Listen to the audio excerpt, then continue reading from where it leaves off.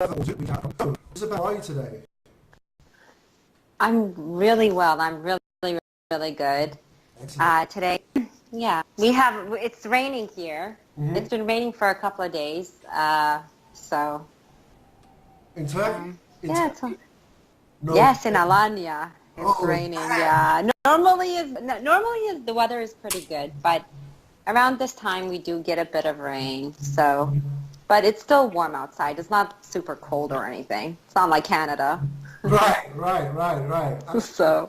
Absolutely, absolutely. And so your accent is that's pretty clear. What's going on there? Well, I'm from Toronto, and I've been living in Turkey Okay. for about a year now. Okay. Yeah, I love it here. It's great. Got the nice weather, got the beach. What else can Mhm. I ask for? Well, I'll tell you what, I really envy you because you know what we got here in England? Concrete everywhere. I know. There's no beaches. This is concrete. No. So I'm very, very envious of you. Absolutely, absolutely. Okay, so you're in Alanya, that's in Turkey. Mm-hmm. For people that don't know where Turkey is, Turkey, I believe, is next door to Greece. It's the neighboring country with Iran, also neighbors with Mother Russia, Syria. Syria, and maybe one or two other countries. Yeah. I'm not too sure. So you are in a very unique place of the world, no?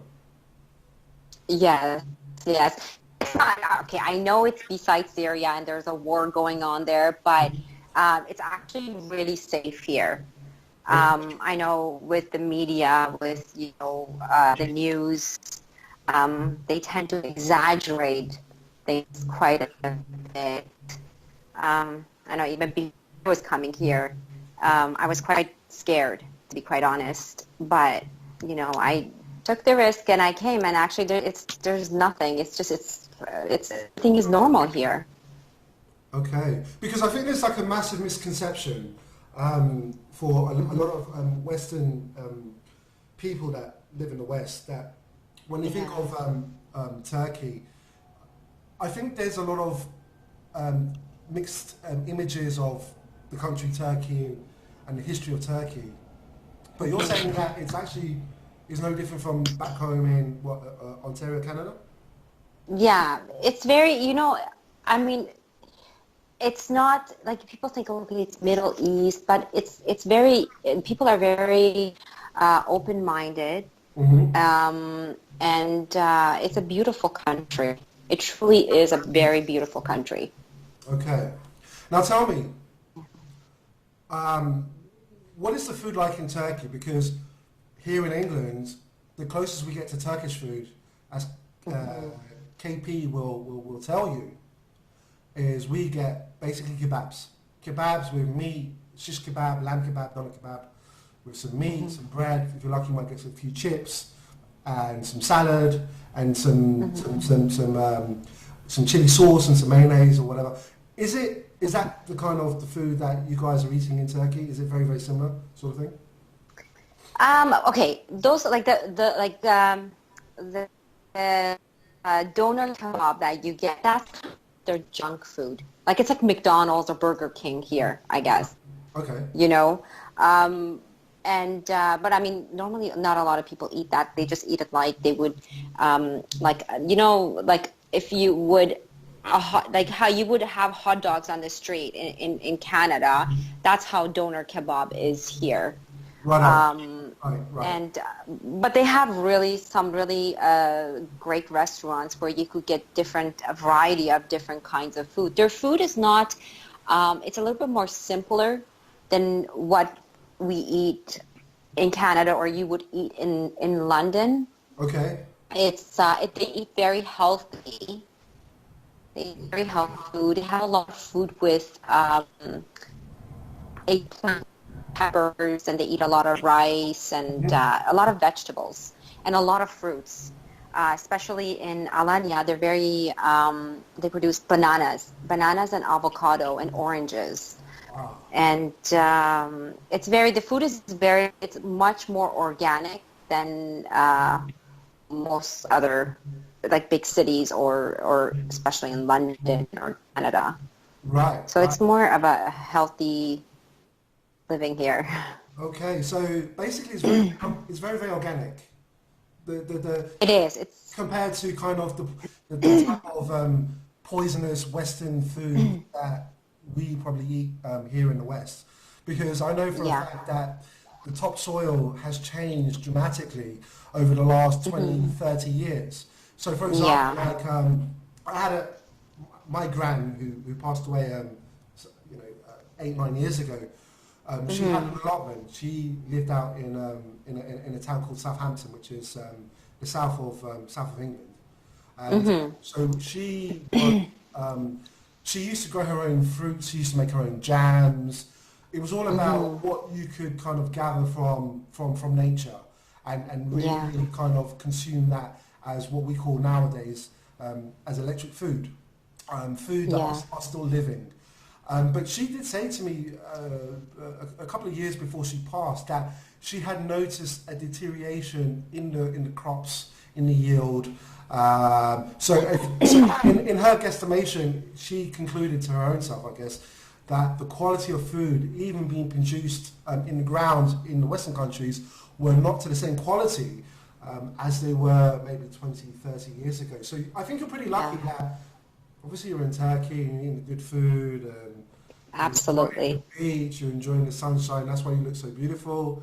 So it's that's really cool. Okay, so tell me, really, what is it like living in Turkey? Like, let's be honest. What is it really like living in Turkey? In all honesty, it's like living anywhere else. It's like living in Europe, like living in Spain or living in Canada. I mean, Alanya, where I'm living, it's more like a beachy town. Mm. It's not a big city, but it's very Europeanized, in my opinion. And there's a lot of Europeans living here as well. Gotcha. So it's very normal. It's like any other place you would live. Excellent, excellent. And Yeah. okay, so clearly you've noticed a shift in terms of culture, socially, obviously, because Turkey, up until recently, some would argue is now very much an Islamic state. In essence, it's moved away from its secular roots, I guess. Because once upon a time, Turkey was a very, very secular Muslim country. Now, obviously, with the new, is it President or Prime Minister Erdogan? It's President Erdogan. Right. So I guess some people are arguing right now that he's kind of moving the country in a more of in an Islamic sort of way in terms of shaping the country's future and destination. What would you say to that? Would you agree with that statement? Well, the thing is, like, there is 50%, I think, of the people that are very religious, like they have with the hijab, and there's 50% that are very without hijab, and they're very open-minded and basically live free and like Europeans. But from what I see here, everybody really respects each other. Okay. You know, they don't make a difference between like people that wear the hijab or people that don't. Gotcha. You know what I mean? Like you go to the beach and there's people that are women that are topless, Europeans that are topless, and then beside them there's a woman that is fully covered swimming, and everybody respects each other. They don't even look at each other. They don't, it's just they live in such a harmony. Okay. Because, for example, so what you're really saying is it's very, very different from countries like, I don't know, Saudi Arabia, for example, where it's very, the religious sect kind of dominates and controls the government and therefore controls the people. So what you're really saying is that actually Turkey in its own ways, is still very, very liberal at the moment. Would that be fair? Absolutely. Yeah, absolutely. I mean, this is my experience. For me, from what I see, from what I have experienced here, I feel that they're very liberal and they're very open-minded. So, and I'm sure there is the people that are very religious, but in general, I believe that they're very open-minded. Okay. Is it a very safe country for a Western female, would you say, to walk around in, be it in the daytime or at nighttime? What has been your experience, would you say? Okay, my experience, okay, obviously if you go to a big city in Istanbul, maybe it's not so safe, but that's everywhere in the world, whether it's Toronto or London, Paris or, Madrid or that's everywhere. In Alanya, it's actually very safe. It's very, very safe. Like a woman could be walking on the street at night. Nobody will bother her at all. Right. So Okay. it's Okay. very, very safe. I would. Okay. No. Okay. Perfect. So, so when you was back home in Canada, because you've only been in Alanya for a year, is that right? Yeah, it's been 1 year. Gotcha. So, so tell me about your life in Canada. What was you doing? What led up and what led to the circumstances that you decided, you know what, I'm done with Canada, I'm done with the cold, or whatever the reason was. Talk to us about sort of up until that point.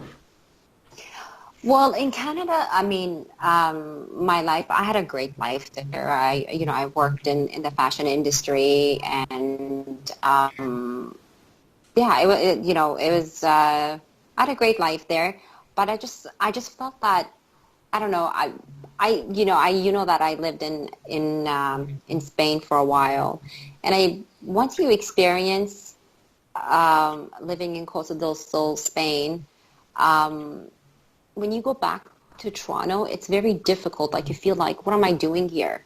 I'm working all the time and the weather is cold. The winter is just so long and your life is just, you're driving all the time and you're working. And by the time you get home, it's late at night and you get into such a routine every day. It's the same thing over and over again. Right. So, yeah, I was just kind of tired of that. I just didn't want to live like that. I didn't want to live like everybody else. So I thought, I just somewhere where, the weather is nice, where I could live by the beach. Right. So, yeah, and that's what led me here. Excellent. So why Turkey? Out of all the countries in the world, what was it about Turkey that you thought, you know what, I'm going to take a chance? And so just before you answer that, so for the listeners out there, I met Isabelle possibly 2005, 2006, I would say, in the Costa del Sol. I was living in Marbella, and you was living in Fuengirola, right? Yeah. Okay. And we met because I can't remember the circumstances, but I walked into a cafeteria restaurant, and you was the young lady behind the counter, right? So it was a bar. Yeah, bar. it was a bar, right? You remember, right? Right. Yeah. Right. And I don't even know what got us talking, but I came in and I can't remember the circumstances, and I may have ordered something, I can't remember. And then we just started talking, and we just kind of hit it off. Actually, from there, we've been friends ever since. But okay, so let me ask you this: how is Turkey different from Spain? They're both Mediterranean countries, very different, obviously in their own right, but very, very very coastal towns and cities. So, what are the difference and the similarities? Would you say between, for example, Spain and Turkey in your own eyes? Well, obviously, culturally is very different. This is a Muslim country, and over there was Christian, Catholic, Mm-hmm, mm-hmm. and it was just, it was just culturally, it was just very different than here. And Spain, Costa del Sol was very touristy town, and so it's here. there's a lot of similarities and there's a lot of things that are not similar. Right. Again, it goes back to culturally. I think that's just the biggest difference is the culture. Sure. Yeah. And I can also imagine actually the flight from Canada to Turkey would have been a rough flight because Canada is literally the other side of the world. And then you've got Turkey on the edge of Europe, but not quite in Europe. And then it's also the Middle East as well. So what was the flight like? Because you got dogs, right? You got your animals? Yeah, that was, well, I think if I didn't have my animals, I think maybe it would be a little bit easier. But because I had my dogs, and at that time, I normally travel with my dogs with Air France, and at that time, Air France wasn't kind of pulled out of Turkey. Mm-hmm. So I didn't have a lot of choices, and so I had to come here with an airline. And that was pretty rough because I paid such an expensive ticket, and I spent so much money for the dogs. One was I couldn't bring two dogs on one plane.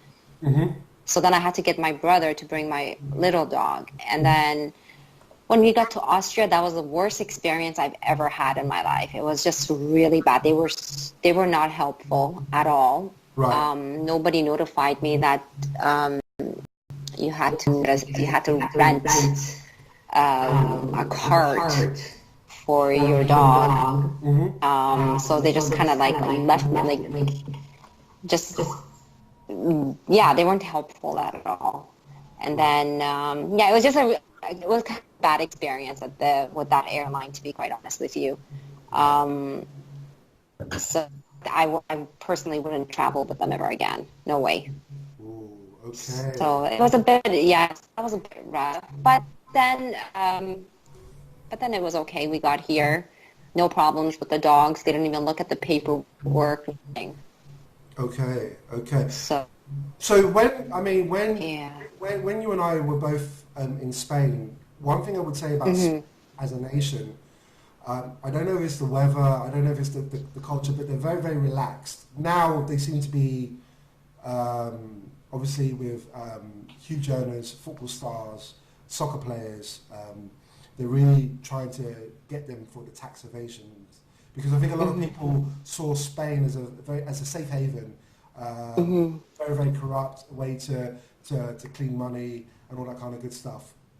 Yeah. But, would you say that Turkey is very similar in terms of its approach? Would you say it's quite has a very relaxed approach, or would you say it's more stringent than obviously Spain? Okay, well, Spain was really relaxed. Here is also relaxed, but one thing I must point out is that Spain, Turkey here is more safer. Where I am in Alanya is a little bit more safer than Spain. Like, I'll give you an example. Like in Spain, if you left your purse if you went shopping and if you left your purse on the cart and you just turned around, and if you went to go get something from the aisle, you come back, your purse gone. Right. Here, one thing they're not is they're not thieves. Definitely not. Right. I've heard so many stories that people have lost their wallets, and actually people off of the street somehow contacted them, and they didn't even touch their money. Right. And you wouldn't get that, whether it is in Spain or Canada. Right. Right. So there's a lot of good things here, that it makes it a little bit more safer. In regards to people, like when you go shopping and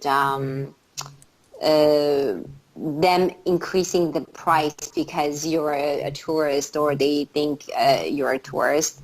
Obviously, they do that quite a bit. Like if something is like worth €5, they'll say it's €20. They'll try to sell it to you as high as possible. Right. But they're not thieves here. They're not thieves here. I mean, Istanbul is obviously a little bit more different. it's Right. it's a big city. It's got a high population. Hmm. Obviously, it's a little bit more different than here, but yeah. Now, I know for a fact that you are an absolute animal lover. So, you've had a few dogs in your past, and you have a few dogs at the moment. So, um, Yeah. so what kind of breeds do you have at the moment? What kind of dogs do I have at the moment? I have a Doberman, Hmm. and I have a little cross mix that I brought from Spain. She's almost 14 years old. Hold on. They're my babies. They're my babies. I love them. Have you, So, Isabel? Have you always been like an animal lover? absolutely, always. Right. Okay. Yeah. Well, I grew up. I mean, we've always had dogs, always since growing up. Hmm. So, yeah, Okay. Okay. Okay. Okay. yeah. Now I'm gonna chime in with KP. KP, you there? I am, yes. How are Listen, you? How are you doing, buddy? I'm good, I'm good. I'm just listening to what Isabella is saying about Turkey. It sounds wonderful. It does. It Um, does. Have you been to Turkey yourself? I have, yes. I've been to Istanbul. Oh wow. So I went for 4 nights. So I stayed in, I think it was close to the Blue Mosque, if I can remember. So I think I went in 2008, or if I'm 2008 or 2009, Okay. and it Hmm. was a wonderful trip. Um, Everything that Isabella has described um, regarding the food, the culture, the people, spot on. Yeah, when I went there, I had some really engaging conversations with people in Turkey. Okay. Um, they were really friendly. They gave some really good advice on what to do during the day and Well, things to see. hold on. Were they friendly because they saw a pound note, or were they friendly because they were friendly? Do, Probably because they're trying to chat up my ex-girlfriend at the time. So, Oh, okay. yeah. So yeah. yeah, Okay. So you went to Turkey in 2008. How long was you there for? just for 4 nights. Just 4 months. Okay. Yeah, just for 4 nights. And you went with your ex-girlfriend. Ex-girlfriend, yeah. So Okay. that So was good. who suggested the holiday to Turkey? Was it you or was it her? It was my ex-girlfriend, really, because she wanted to see Turkey, and I really wanted to go as well. And she, she came from India, so she's working in London. So what it was is it was going to, we were traveling to different European destinations. Right on, right on. Turkey came as a suggestion, and then we just decided to go for 4 nights, and it was a great time because I love history, and so the Ottoman Empire, you can still see fragments and remnants of the mosques. And I really loved when I went to the Ottoman. There was a mosque beside the Blue Mosque, and it was like an Ottoman type feel, and it was.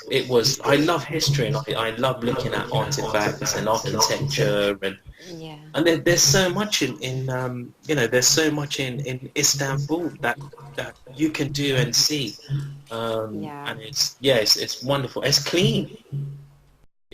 I remember it's quite clean. So, the square, the main square in Istanbul. So But that's the crazy thing about sort of these types of countries that we're talking about, because when you look at Greece, when you look at Italy, when you look at Turkey, Egypt, okay, they established themselves in different ages. So we had the Bronze Age, we had the Silver Age, we had the Gold Age, we had the Industrial Revolution, and now we're into the IT or the tech age.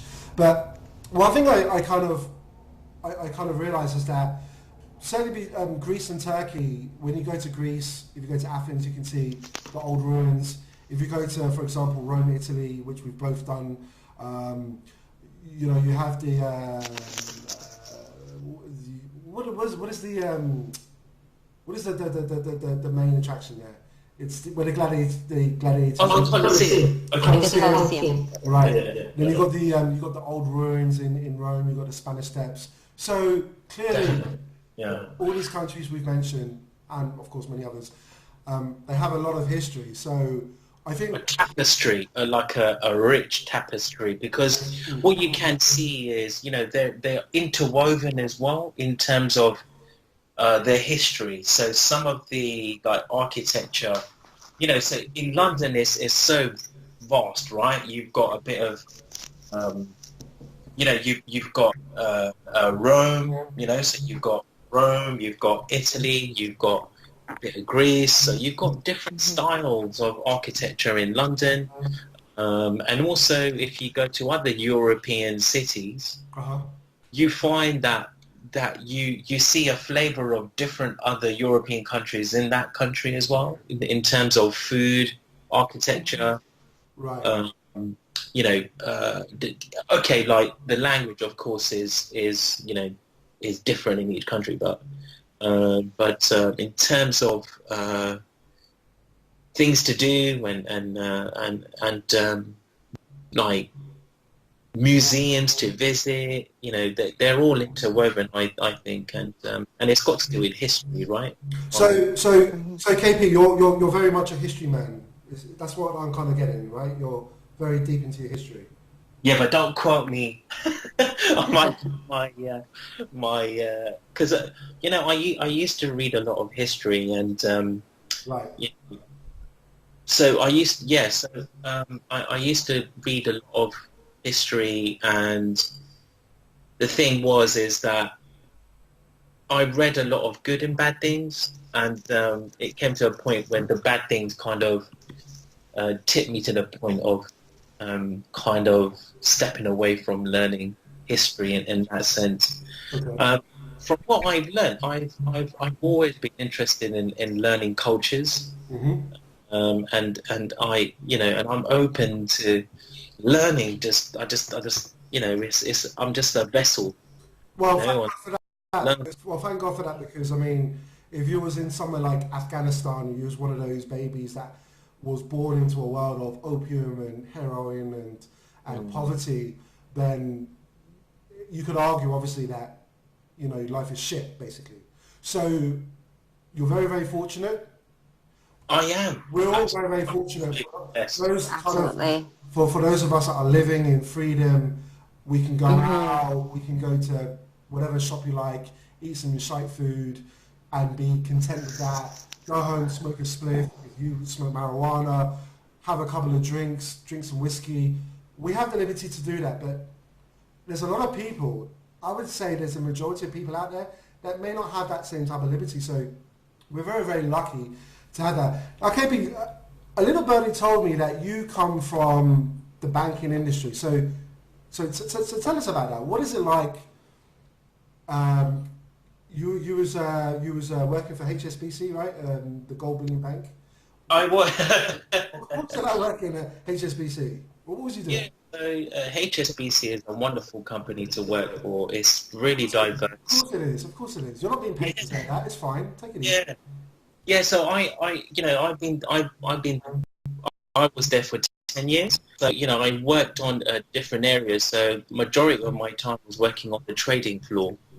So you meet some really great people, the traders, the sales staff, the IT staff as well. Everyone's really friendly. Yes, you have your stressful times at peak times when traders are trading, you know, whatever they trading, like FX or fixed income and that side. But what really HSBC was a place where it gives you a good feel of a diverse, talented, and an energetic group of people who really, you know, who really enjoyed working for HSBC. And I felt it, and also because I was based in Canary Wharf, it was really great because then you get to meet people outside of work and, like-minded people really that you go out drinking with. And like you say, I wouldn't be doing splits and stuff like that, but, a couple of beers here and there, and long nights. Okay, okay. Okay. So you worked for HSBC for 10 years. You really enjoy the company. You like the culture of the company. But you're not working there anymore. So what happened? Well, unfortunately, because HSBC, they're going through an IT transformation. So what that means is they are streamlining. Basically, it sounds like what's happening is they're downsizing, and they want to cut costs in a sense, and they want to streamline their business. Would that be fair to say? That's correct. So what they had is they wanted to save costs because of shareholders. They want to bring the share price to a value that, and try and raise the share price. We're basically getting the shareholders to a happy level where their strategy, helps for the share price to go up. And really, it was they were saving their target was saving $5 billion. Across. So they wanted to save. Sorry to go. So they wanted to save $5 billion. Couldn't they have just created $5 billion? Just saying, It doesn't work like that. Sorry. Oh, okay, my bad. Okay. It doesn't work like that. You're not talking about quantitative easing, are you? Where you can just print notes when you feel like it. I don't think regulators will never let you do that, dude. But because they're righteous and wholesome people, of course not. Yeah, but no, it's really, and I can see why they were doing it because, HSBC is a very large organisation. There's 250,000 employees. Okay. And with that... Is that worldwide? I presume it's worldwide. That's global. Yeah, sorry, that's global. And what it was is that HSBC bought a lot of businesses over the decades. And it was quite fragmented. So this IT transformation has helped them to streamline, uniform, make it more structured, make it more aligned with business, where the IT is more aligned with the business, which you can get more productive solutions. So really, my role was then transferred to India. So unfortunately, my role didn't exist. It was transferred to India, and many people also suffered, with the same fate. It's. I mean, right now, woo! It's a tough economy. People are losing their jobs left, right, and centre. A lot of people will say, technology it's taking a lot of jobs away from people, which I think in a lot of cases that is the situation. But I also think that obviously because of the crash of spring of 2008, obviously perpetuated the circumstances, and it's put a lot of pressure on the SME companies and also the multinational companies as well. So are you working at the moment? What is the situation? Well, no. Well, what it is, I went back. So what it was is, once I got made redundant, I thought to myself, what did I really enjoy at my time at HSBC, and what activities did really resonate with me, and it was cybersecurity. Cybersecurity. So for people that don't know what cybersecurity is, what is cybersecurity? Well, I know it sounds dumb, but I mean we have to kind of go on a limb for other people that obviously might not know what cybersecurity is. So what is cybersecurity?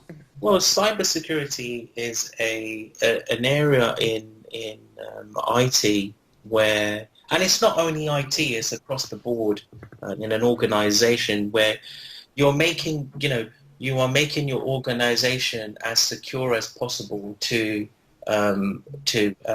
be, to prevent from being attacked from all sorts of different threats, outside or even inside the organization. And you are, cybersecurity is a paramount topic within businesses, because cybercrime, which is say for example phishing, so say for example money that is stolen online, through various different nefarious activities, ranging from social engineering to malware to viruses and so forth. And what it is really is cybersecurity is a function to make organizations more secure as possible to prevent these type of attacks happening. Gotcha. Okay. Yeah. Okay, so Isabelle, let me ask you this. So you've been in Turkey for a year, is that right? Yeah. Okay. Mm-hmm. So how have you been able to supplement yourself for people, for example, that want to move to Turkey because they are sick of the rat race? Maybe there's an alert to go to. It doesn't have to be Turkey. It could be any other country. What is the situation in Turkey for a Western woman? For example, do you speak Turkish? No, but I'm trying to learn it. It's a very difficult language, let me tell you.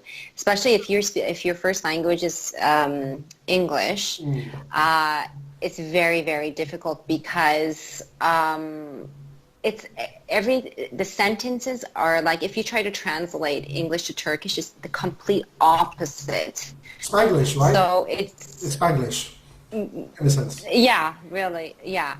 Right. So it's very difficult. So it takes a while to learn it. I'm learning it slowly, but I'll eventually learn it. Right. So, because a little birdie told me, actually, you've decided to start up your own project and start to make some to have an awareness online, i.e., building a brand. So do you want to kind of go into that a little bit? So you're clearly an entrepreneur, which I know. Yeah. So it sounds to me like, damn, Turkey it's a great country, but it's going to take some time for me to kind of assimilate into the culture, learn the language, and understand the customs. But I can't just like sit on my hands and do fuck all. I need to do something, right? So Absolutely. what is it that you want to achieve, and how do you think you're going to achieve this? Well, okay. First, when you move to a new country, it's obviously, it takes time to adjust, and you have to you have to find a job for yourself. Where there is really no jobs here. That there is, but it just depends on what you want to do, and whether you want to do something on your own or if you want to work for somebody else. Gotcha. Right. So as for me, I keep myself very busy, as you know. Well, you're Gemini after all, so I would expect nothing less from us Gemini. Yeah. We're all Yes. over the place. We have to be active. We've got to be doing something. Yeah. Yeah. So I'm always doing something. I mean, I'm go all day basically. So I'm trying to build a brand, but right now it's just in the process. So I think we will talk more about that in detail maybe in our next videos. Sure. But there is one thing about Turkey is there is so much product here. Okay. If you could get creative, and there you could do so much. You just have to have the motivation, and you just got to have the idea, and just do it. But there is tons of products here. There's just so many that they have manufacturers. They produce themselves from clothing, shoes, from just everything you could imagine, there is here. And I think where better than here that they have, and that you could launch a product or have it made, or cream, cosmetics, or whatever you want to do. Right. So Right. it's a great place for that. You just have to you just have to find your niche, right? So That's the name of the game, baby. That's the name of the game. Now, yeah. Now I mean, absolutely, it's very, very difficult right now for people that are not working. Yeah. Across the world, it's very, very difficult right now. Absolutely. And clearly, it's going to get a lot more harder. It's going to be more challenging because right now we're in what we call a new economy. So, for example, so we've been talking about we need to do something. Yeah. We have Facebook, we got Twitter, we got Instagram, we got YouTube. I mean, man, there's so many platforms out there that one can utilize to obviously to try and cultivate brand awareness, right? But what do you think of the challenges for people, for example, that are not really satisfied with where they are at right now? And actually, that's probably like 80% of the population. I would say 80%. Now, don't quote me. I'm not like some guru genius scientist. I don't have any facts. I don't have any figures. So take it easy. I would say about 80% of the population worldwide are very unhappy, not just with their lifestyle, but without perhaps being able to leave a legacy. So, what would you say? What would you say is something that they should maybe consider, for example? Well, people sometimes they get into they need to leave their comfort zone. I think a lot of people when they have a job, they feel like, oh, this is secure. They're afraid. They have that fear of, if they leave their job, they're not going to make it, or sorry, I think I lost. Yeah, your camera's off. Okay, there we are. Yeah, hold on. So I think people are just probably a little bit afraid of leaving their comfort zone. They're afraid of leaving their job. Sorry, I have to plug in my phone because my charge is running out. So once they leave, they have to leave their comfort zone. And also, no job is really secure. Technically, it's not. A lot of companies are downsizing. A lot of companies are maybe going bankrupt. And you really don't have a security. You really don't. You really don't know if have a job tomorrow. Right? Everywhere in the world. Absolutely. KP, do you want to chime in on that? Yeah, well, really, it's twofold, really. After the financial crash in 2008, a lot of countries a lot of European countries went into austerity, right? So what that meant was tightening up the string pursings, right? So what that meant is that business confidence in the markets wasn't good, customer confidence indicators weren't good, businesses weren't, going for, like mergers and acquisitions. They were really hesitant and playing out what the market, when it comes more buoyant. Inflation was low at the time in 2008, but it was increasing slowly.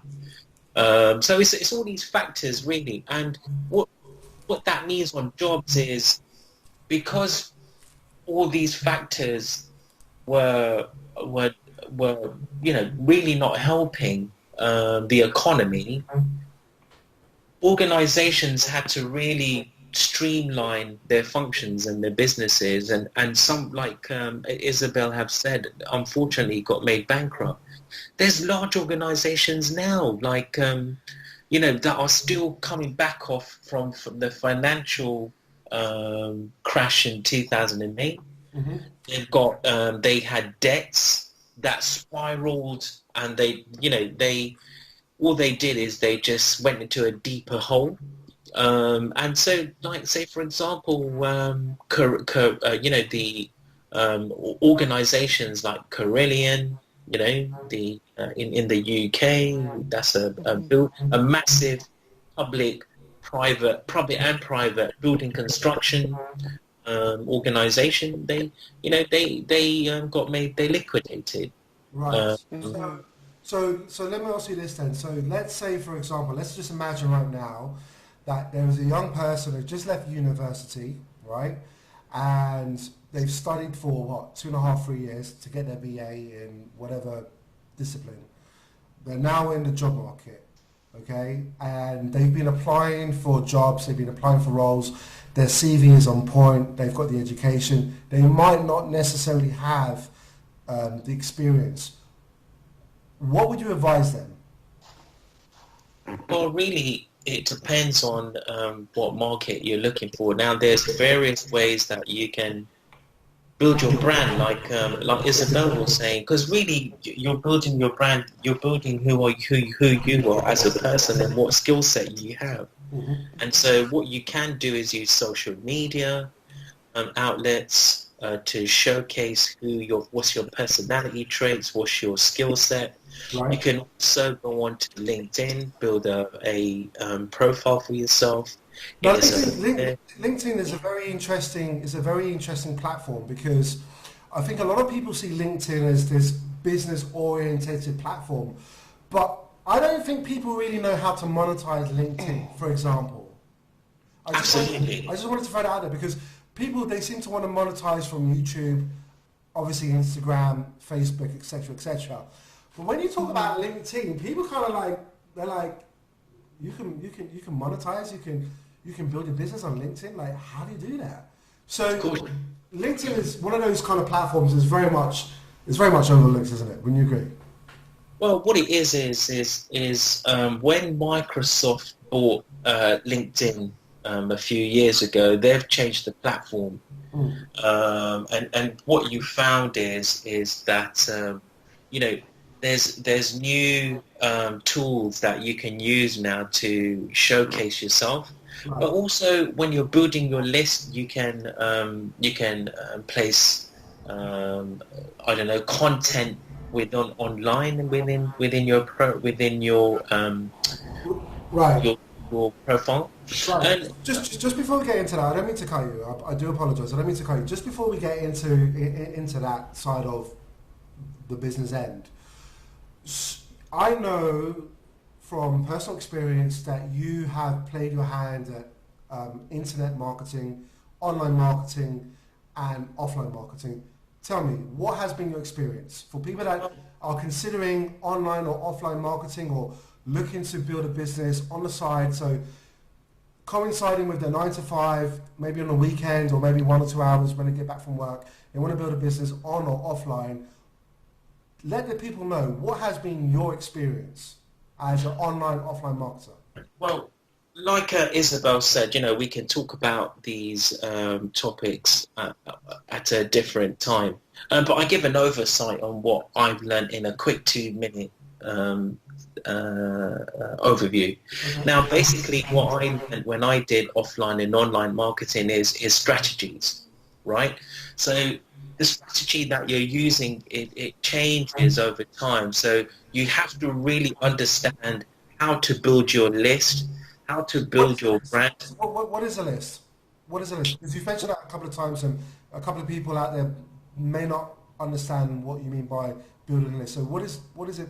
What do you mean by a list? Well, a list is really, being, it's really getting email addresses, and people's email addresses with content or with name, other personal identifiable information, their name, if you get their address and so forth. And it's really building your list with, with as many content, as many email addresses that you can collect. Okay. And then you can Monetize. monetize that particular list, and then you can aggregate that list. You can actually separate that list into various on interests or different say content. So what people like, what they do, all different types of things. How you can then play with that list and then target your customers using that particular list, because what you're doing is adding value, Right. to the market and with your product or whatever you have. Right. And then with that list, you are then providing content, you're providing information, you're providing, Sure. so in a 2 minute, that's really my oversight on what I've seen. And I have to say, it is a difficult, it is a difficult process to get yourself in the top 5% of marketeers. Mm-hmm.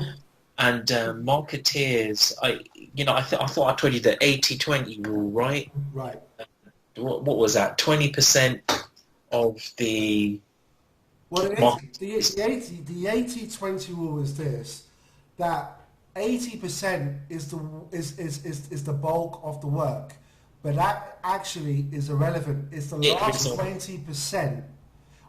In other words, to get, for example, to get that customer to move from a no to a yes, for that client or that customer to make a decision, for example, to convert that potential client into an actual client, is actually the 20%. It's not the 80%. So when you're talking about the 80-20 rule, the 80% is the bulk of the work. But when it comes down to it in terms of priority, it's the last 20%.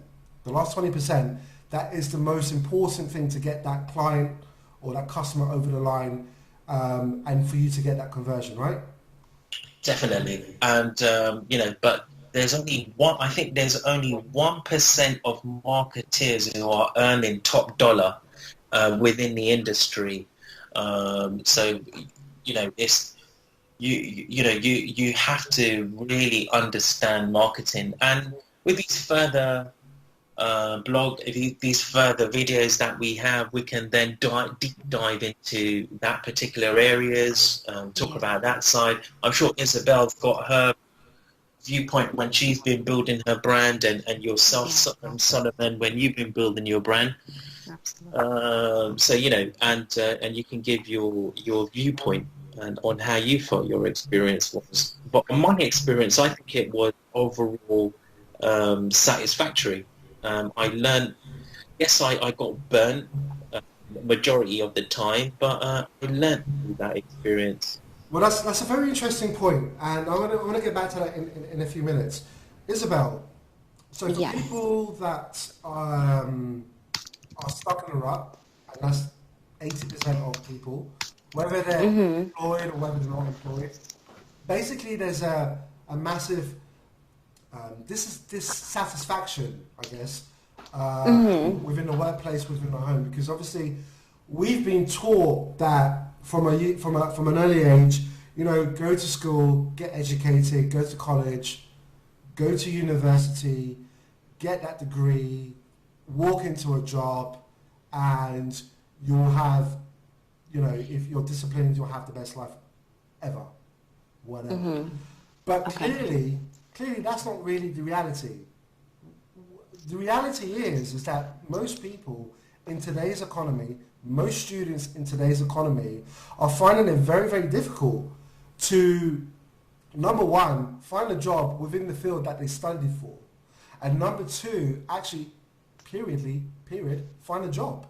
So what would your advice be to those people that are looking for an alternative?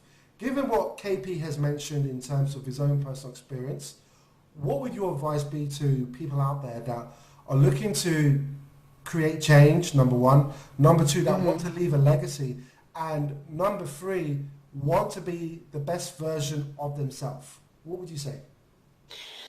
Well, I mean, I've been there myself. So for me, one, you gotta leave your comfort zone.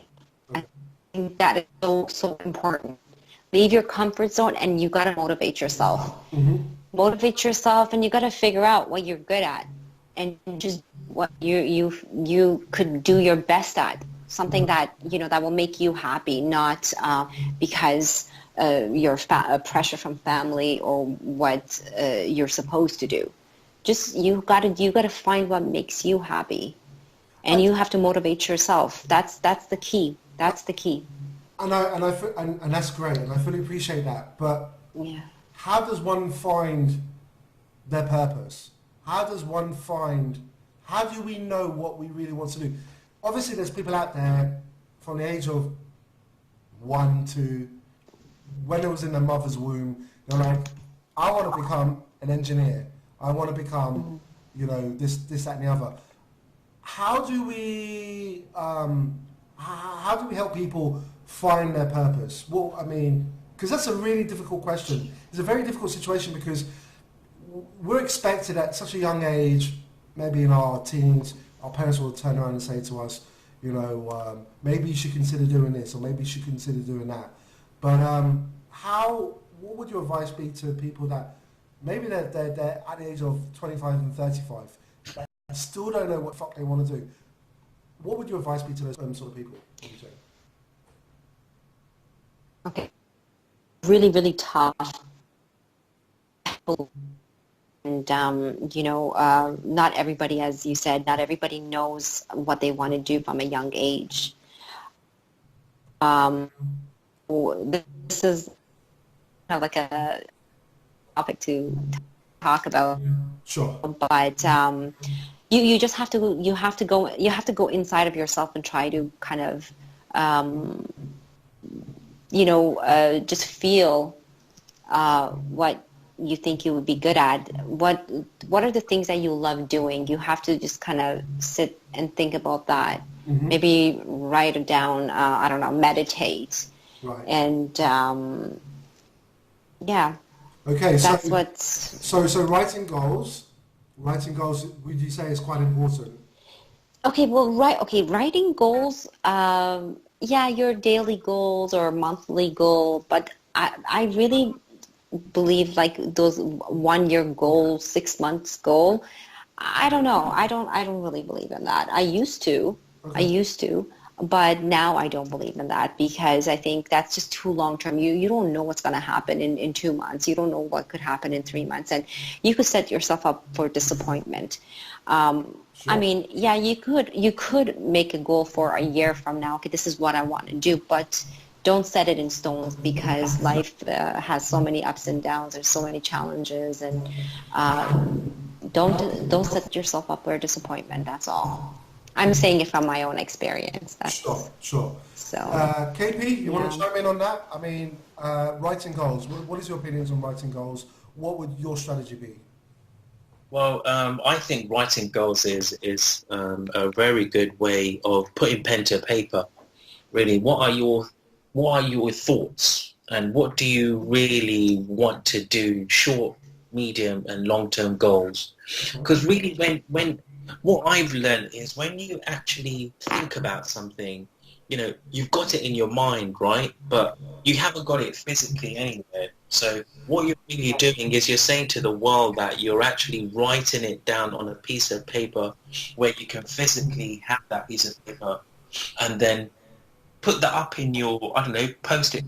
So when you wake up in the morning, you'll see that the first thing and you'll see, am I reaching my goal where I need to get to? So really, I think writing your goals down is essential. But like Isabelle says, it's what really fits who you are, as what you think is working for you at the time in your life. Yes, it's good to write some goals down, but always reevaluate those goals. Always look at those goals on a daily, weekly, monthly basis. And really, if you really want to follow that path and look at your goals, then you have to, the best way is I've learned, I did it for about 3 months, and the best way I felt was doing it on a daily basis. Okay. You know, So, so, look. so when you say that, hold up. So when you say that you were doing it on a daily basis, can you elaborate? What does that mean? So basically, what you do is when you wake up in the morning, Hmm. you know, or the night before, you write down what you actually want to get done the next day, and you know what you really want to complete for the day. Yeah, but is that writing goals? Is that a to-do list? No, so say for example, you've got a goal that you want to go to the gym for 45 minutes, Okay. or you want to do some sort of you want to do a particular program, to stay healthy Hmm. and eat healthy. Okay. So what are you? So say for example, what you're going to eat the next day. What are you going to eat for morning, lunch, Okay. and dinner? And then you can actually see, okay, if I want to stay healthy, I have to stay off these particular foods. Or, if you want to be really regiment, then, you put down the calories that you want to eat for the day. And because I know some people who do that. They're really regimental and they write down their calories and all that shit. Was it the micros and macros? Yeah, Oh, yeah. no. Like, and Yeah, what it is, Micromanaging. yeah. So I know a lot of people who are heavyweight, athletes who are regimental. But I felt when it comes to writing your daily goals is just to make sure you get the things done that you really want to get done during the day. If you didn't get them done, then reevaluate and say to yourself, why didn't I get that done? What was the particular reason why you didn't get it done? Okay, And so I agree. go I ahead. agree with him. I definitely agree. I think that's a great way. I do that every day myself. I write my goals daily. Mhm. I mean, I do have like a monthly goal and 3-month goal, but every day I make my to-do list to achieving, my daily goals up to whatever project I have to do. So you know, I know people who actually use figures. So people who are business-minded people, where they want to make a certain amount of profit, certain amount of money on that day. They write it down. They actually write what figure they want to make that day or that month. Yeah. And nine times out of 10, you normally you reach close to that figure if you really, really look at your goals. And but again, so it doesn't work for everyone.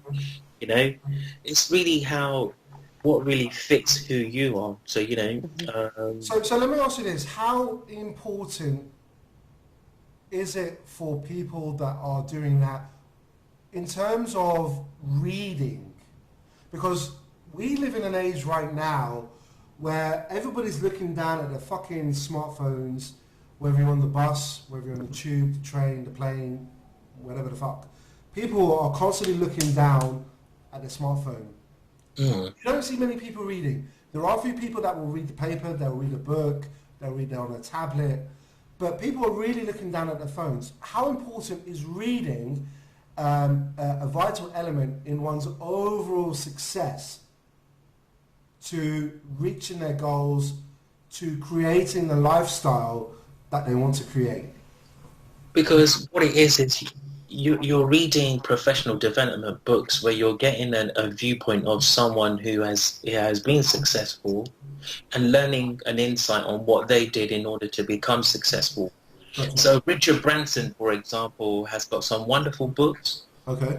that teaches from his perspective on what he did in order to become a multi-billionaire, having various businesses and what challenges he went through and how he overcame them. You've got some great books I can talk about in next episodes that I've read over the years, that could help, that really helps people to build their goals and build the life that they want to they want to achieve. Yes, it's going to be a difficult. Yes, it's going to be a struggle. But it's how much effort you put into it. Really, is the gain that you get. Gotcha. Yeah. And See, effort, discipline, having the right environment that definitely, will grow into to for you to achieve those goals is very, very important. Absolutely. absolutely. And I over the years, you and I know, Sol, we've spoken on countless times on the books we've read and the experiences that we've gone through. We'll talk about that when you went into business, and we can then talk about our experiences on the personal development that we learned from that. And you and I well, for myself, I agree. I learned a lot with the experience, and so I look forward to talking further about that. Absolutely, absolutely. Okay. Well, wow. What can I say? It's absolutely been amazing. We have three young people from different walks of life, that have really just given everybody a feast of information and experiences. So I want to thank Isabella. Isabella, if people want to reach you, how can they reach you? You can reach me on my email. Okay. Okay, we'll actually, you could put that, you could We'll sort that out. on our next, we'll sort it out in the next video. And also, I just want to let our audience know that we will be opening an Instagram account, and I will post pictures, photos of Turkey, Alanya, for you guys to see. So that way, whatever topic that we were talking about, that you guys could all experience. Excellent. With us. That's a fantastic idea. Sounds great. Yeah. KP, what about yourself? Myself, what for in contact? Yeah, if people want to reach you because they like your chit chat, they like your patter, they resonate with where you're coming with, how can they reach you? Well, like what Isabella said, I will give details out. I'm happy to give details out. Isabella's opening up an Instagram account, so you can catch me on there, on our group account. And also, I think what we'll do is we'll have a group email address that people can reach us and with their questions. Because I feel if you give personal details, it's better if we have a group email address, and then people can reach us there. And then if then we feel we've made a connection with that particular person, then we can then go from there and decide what you want to do. Absolutely. I agree. Absolutely. Okay, so in closing, a few final thoughts. My final thoughts would be this: most people that are right, we've all been there. You're any different from me. The same red blood cells. So never believe above. If you're right, my answer would be this: what you wanted to do as a child. Maybe you wanted to become an actor. Maybe you wanted to become a stand-up comedian. Okay, I don't know what it is that you wanted to do. You tell me. If you're stuck in a rut and you're like, I'm at this stage in my life where I don't know what I want to do, perhaps why don't you just reconsider going back to that place when you was a child, and if it was that you wanted to become an ambulance driver or paramedic, I don't know, whatever it might be, why not maybe consider that, right? Maybe that's something that you could actually make into reality. I don't think that doing a 9 to 5 is the all and end all of humanity. I think that everybody has a gift, everybody has a talent. The question is, are you prepared to leave your comfort zone and get off your lazy ass, okay, and make it happen? That is the question. That's the question I'm giving to you. What are you willing to sacrifice in order to make your reality happen? I don't know. But you've got to do something. So I'm going to wrap this up. I really, really appreciate your time. Thank you for joining us here at Podcastville. Let's take this outside. And we will be back tomorrow with some more content. And so we're going to grow this channel. And we really appreciate your time. And I want to say to you, take care of yourself and each other. Good night to you. God bless. Good night.